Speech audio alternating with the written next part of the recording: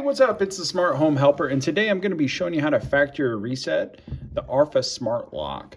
So first things first is you want to make sure that it has power. So you can click the button there, make sure that it has power. Once you can confirm that, you'll go ahead and slide this off. And I missed it the first time, but there's a little button here under the batteries.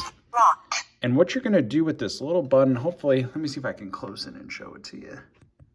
There you go. You see that little button right there? I'm going to go ahead and press that button.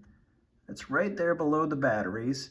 And it's really simple. You're just going to hold that for 5 seconds. So 1, 2, 3, 4, 5. And then you're going to let go. Initialization succeeded.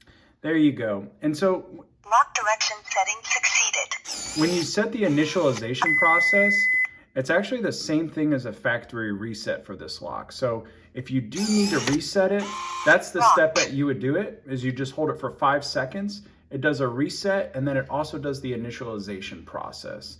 So if you do get this lock and it's used, that'll be the best step for you to do, is to do that factory reset to remove those codes off of it. So if you guys have any questions or need any help, definitely let me know. And thanks for watching, guys, and don't forget to subscribe.